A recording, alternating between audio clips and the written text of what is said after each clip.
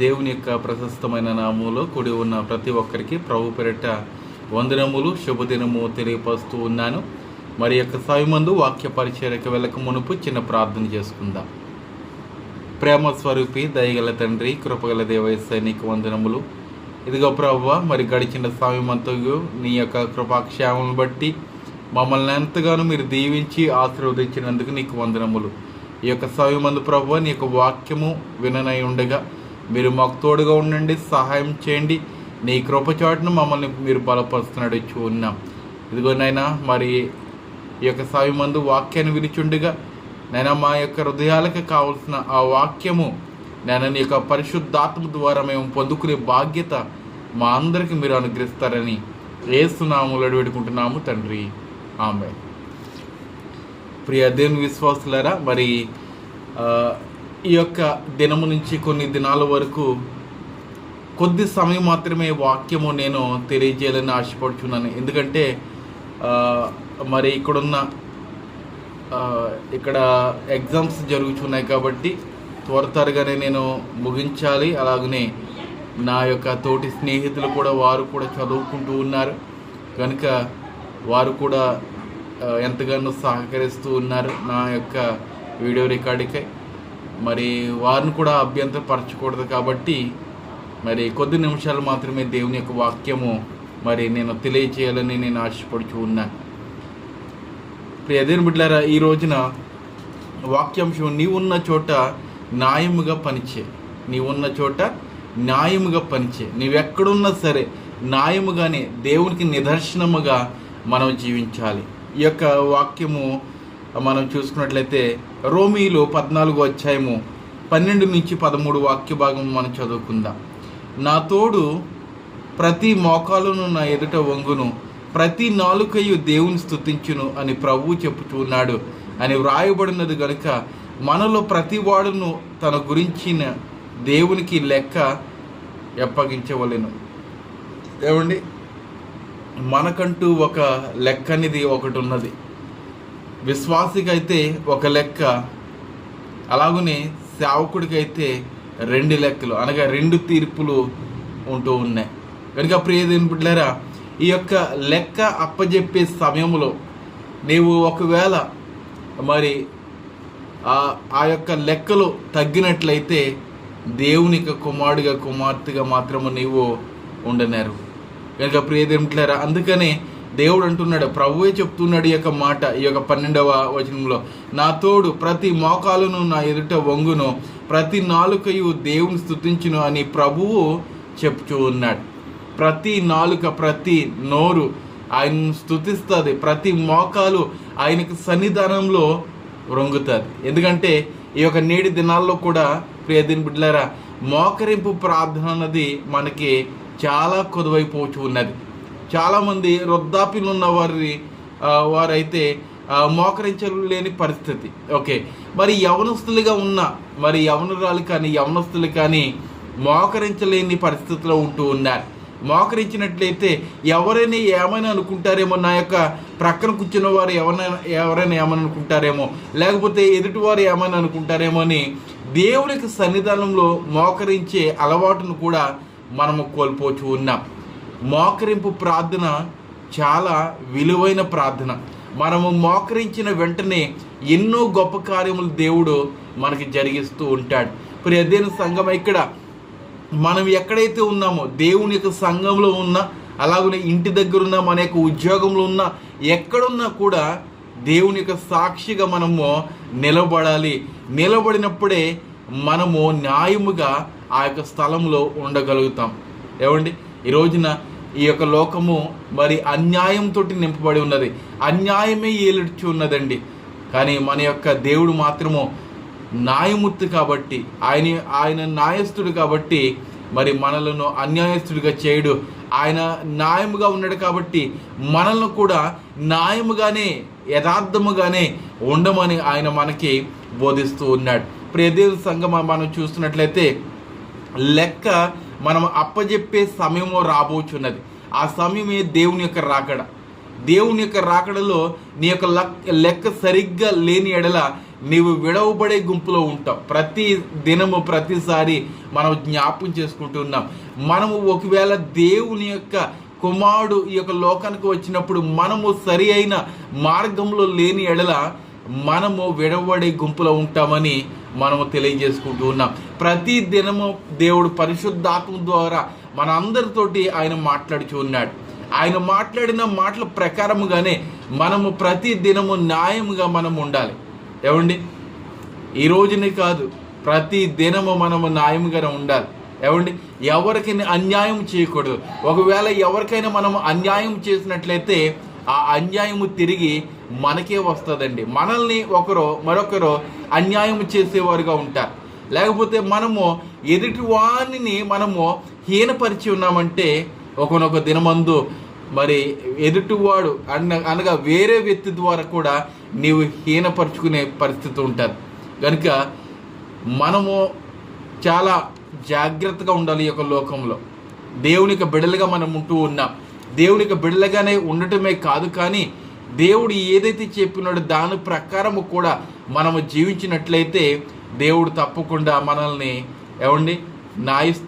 ఆ న్యాయస్థానంలో మనకు గొప్ప కిరీటము సువర్ణ కిరీటము ఆయన మనకి ధరింపజేయబోచు ఉన్నాడు. కనుక న్యాయముగా ఉందాం. సంఖ్యాకాండము 14వ అధ్యాయంలో కూడా చక్కటి మాట ఉన్నది. ఒకసారి మనము జ్ఞాపకం చేసుకుందాము. సంఖ్యాకాండము 14వ అధ్యాయము 21వ వాక్యం చదువుకుందాం. అయితే నా జీవం తోడు భూమి అంతయు యెహోవా మహిమతో నిండుకుని ఉండును. దేవునికి మహిమ కలిగాక.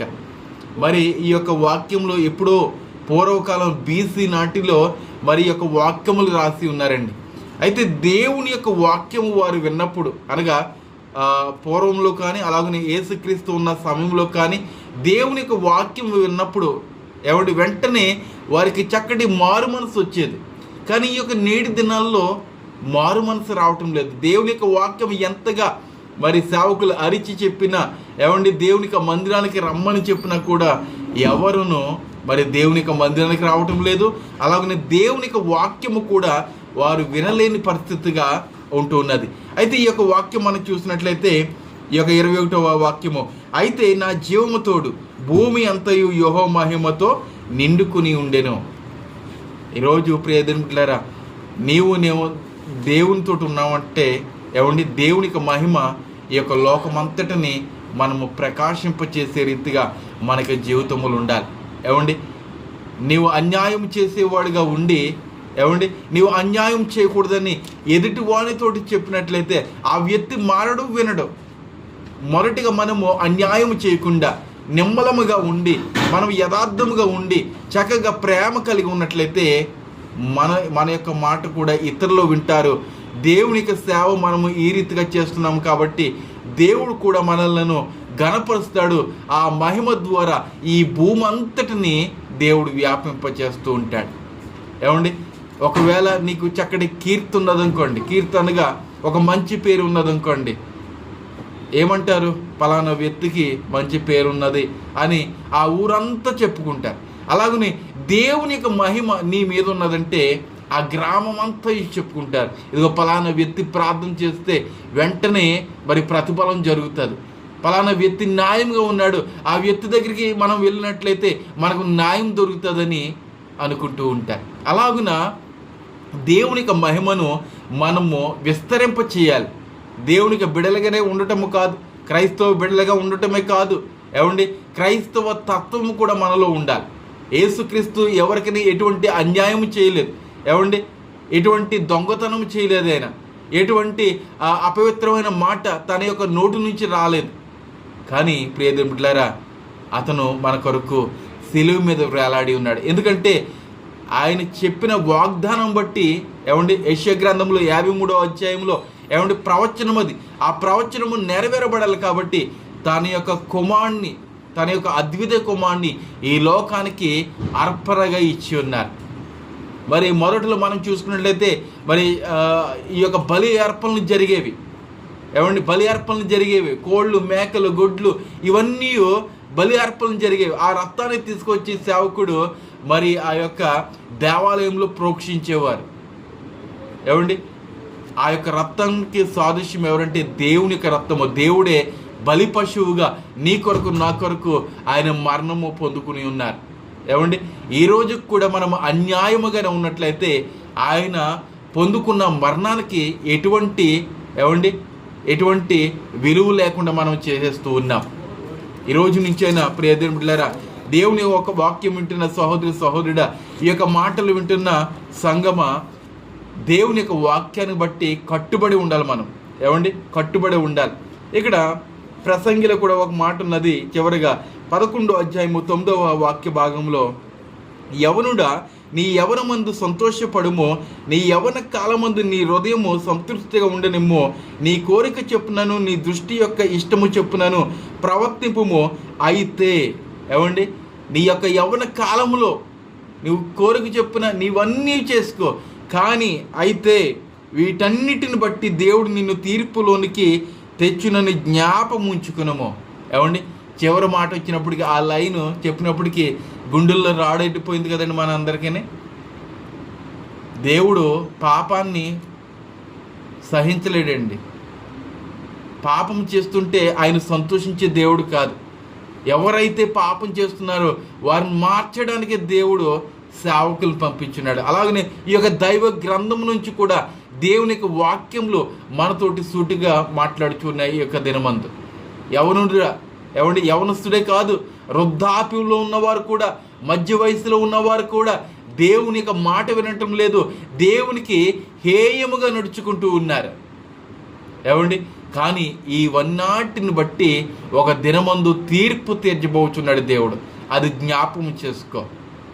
ఏమండి, అది జ్ఞాపకం చేసుకోకపోతే నీ యొక్క శరీరం అంతయు ఎక్కడ పడుతుంది? నరకగ్నిలో పడవేయబడుతుంది. కనుక ప్రియ దేవులారా, ఎక్కడున్నా కూడా మనము న్యాయముగా పని చేయటానికి మనము నేర్చుకోవాలి. యవన ప్రాయంలో ఉన్నావా? న్యాయముగా ఉండు, యథార్థముగా ఉండు, మంచి ప్రవర్తన కలిగి జీవించు. మధ్య వయసులో ఉన్నావా? Control your self. నీ యొక్క వ్యక్తిత్వాన్ని, నీ యొక్క మనసును అణుచుకో. నా భర్త లేడు కదా, నా భార్య లేదు కదా, నా బిడ్డలు లేరు కదా, నా కుటుంబము లేదు కదా, ఏమి తప్పు చేసినా కూడా ఎవరు నన్ను చూడటం లేదులే అని నీవు అనుకోవద్దు. ఆ ప్రభువు చూస్తూ ఉన్నాడు. దానిని బట్టి నీకు తీర్పు తీర్చబోచు ఉన్నాడు. బహుజాగ్రత్తగా మన యొక్క ప్రవర్తన సరి చేసుకోవాలి. ప్రియదేని బిడ్డలారా, మరి ఆ యొక్క పాత నిబంధనలు మనం చూసినట్లయితే ఎవరైతే పాపం చేస్తున్నారో వెంటనే ఆ పాపానికి జీతం పొందుకునేవారు. ఏమండి, మరణం పొందుకునేవారు. వెంటనే అగ్నితోటి కాల్చేసేవాడు దేవుడు. కానీ ఈ యొక్క నేటి దినాల్లో దేవుని యొక్క ప్రేమ మన మీద వెదజల్లుచూ ఉన్నాడు. నా కుమార్తె, నా కుమారుడు ఎప్పటికైనా మారరా అని ఆయన ఎదురు చూస్తూ ఉన్నాడు. కనుక ఆయనను దుఃఖపరచొద్దు, ఆయనను మీరు నెమ్మదిపరచాలి. ఆయన యొక్క ఉగ్రతతో ఉన్నాడు. ఆ ఉగ్రతను మీరు చల్లార్చాలి. ఎలా చల్లార్చాలంటే దేవుని యొక్క ప్రేమను మనము రుచి చూడాలి. దేవుని యొక్క గుణగణాలు మనము ఇతరులకు మనము పంచిపెట్టాలి, చూపించాలి. ఎక్కడున్నా మనము న్యాయముగా ఉన్నట్లయితే, ఇదిగో ఆ క్రైస్తవుడు న్యాయంగా ఉంటున్నాడు. ఎందుకో తెలుసా? అతను నిజమైన దేవుని నమ్ముకున్నాడు కాబట్టి ఆయన న్యాయముగా ఉంటున్నాడు, యథార్థంగా ఉంటున్నాడని నిన్ను చూసి ఇతరుల సాక్ష్యం ఇవ్వాలి. ఏమండి, ఈ రోజున చాలామందికి సాక్ష్యములు ఉన్నాయి. దేవుని యొక్క మందిరానికి చక్కగా బైబిల్ గ్రంథాన్ని గుండెని ఆనుకుని తీసుకెళ్ళిపోతారు. కానీ ఆ యొక్క దినమందే ఆ ప్రవర్తన ఉంటుంది. ఆ యొక్క 6 రోజులు మాత్రము లోకపరంగా ఉంటుంది. అటువంటి దౌర్భాగ్యుడని సెలవిస్తున్నారు చాలామంది, సాక్ష్యం ఇస్తున్నారు. అలాగన వింటూ ఉన్నాము. ఏమండి, సేవకులో ఉన్నది అటువంటి సాక్ష్యము, అలాగనే విశ్వాసులో కూడా అటువంటి సాక్ష్యం ఉన్నది. ఎలాగనో అయితే మనము దేవుల్లో మనం ఉండలేమండి. ఎక్కడున్నా కూడా నీ ఉన్న చోట న్యాయముగా ఉండేలాగా ప్రతి దినము ప్రార్థించుకొని, ఏమండి, ఆ తర్వాత బయటికి వెళ్ళి నీ యొక్క పనులు చేసుకున్నట్లయితే ఏ సాతానుడు నిన్ను ప్రయత్నం చేసినా కూడా, ఏ విధముగా నిన్ను బంధించాలని ఆశపడినా కూడా దేవుడు వాడిని తప్పిస్తాడు. దేవునికి మహిమ కలిగింది గాక. దేవుడి యొక్క చిన్న వాక్యాన్ని బహుగా దీవించి ఆశీర్వదించింది గాక. ఆమె చిన్న ప్రార్థన చేసుకుందాం, ఏకీభవించండి. పరిశుద్ధుడ, ప్రేమల తండ్రి, కృపల దేవ, యేసయ్య నీకు వందనములు. ఇదిగో నాయన యొక్క సమయం ఉంది, ఇంతవరకు నీ యొక్క వాక్యం ద్వారా మా అందరితోటి మీరు మాట్లాడి ఉన్నారు. ఈ యొక్క వాక్యంలో ప్రభువా నైనా మరి ఎంతమందికి అయితే ఈ యొక్క వాక్యం ద్వారా హృదయానికి తాకి ఉన్నదో వారి యొక్క హృదయాన్ని మీరు ముట్టండి, స్వస్థపరచండి. అవును ప్రభువా, ఈ యొక్క నేటి దినము నుంచి మేము న్యాయముగా ప్రభువా నీకు విధేయత కలిగి మేము జీవించడానికి మాకు సహాయం చేయండి. నైనా దూరదేశంలో ఉన్న వారిని బట్టి నీకు వందనాలు. ఇదిగో ప్రభా ఇజ్రాయేల్కును అలాగనే హామాస్ వారికి యుద్ధము జరగబోచున్నది. ఆ యుద్ధాన్ని ప్రభా మీరు సమాధానపరచండి. ఆ దేశాలు మీరు సమాధానపరిచి ఎటువంటి యుద్ధ వాతావరణం ఆ యొక్క దేశంలో లేకుండా చక్కగా నిమ్మలపరుస్తున్నట్టు చూన్నాం. ప్రార్థన అవసరం కోరిన ప్రతి ఒక్కరిని దీవించండి, ఆస్వాదించండి. ఇదిగో ప్రభువా నైనా ఎగ్జామ్స్ కొరకు నైనా మరి ప్రార్థన చేస్తూ ఉన్నాం. 10th క్లాస్ ఎగ్జామ్ చేస్తున్న వారిని బట్టి నీకు వందనాలు. అలాగని ప్రభువా నైనా మరి మా యొక్క ఎగ్జామ్స్ కూడా నైనా మరి రాబోచుకున్నాయి. ఆ యొక్క ఎగ్జామ్స్లో కూడా మాకు తోడుగా ఉండండి, సహాయం చేయండి. ఇదిగో ప్రభువా ఆర్థిక సమస్య కూడా మీరు తొలగించుతాను అడుగుచున్నాం తండ్రి. అలాగనే ప్రభువా నీ చిత్తమైతే నైనా గర్భఫలంతో ఉన్న వారిని బట్టి నీకు వందనములు. వారిని దీవించండి, ఆస్వాదించండి. ఎవరికైతే ఆర్థిక సమస్యలు ఉన్నాయో వారి యొక్క ఆర్థిక సమస్యలు కూడా మీరు తొలగించి నీ కృప చోటున వారిని మరుగుపరుచుకుంటారని యేసు నామములో అడివేడుకుంటున్నాము తండ్రి, ఆమేన్. అందరికీ వందనాలు, శుభదినము. దేవుడు మిమ్మల్ని దీవించి ఆశీర్వదించింది గాక, ఆమేన్.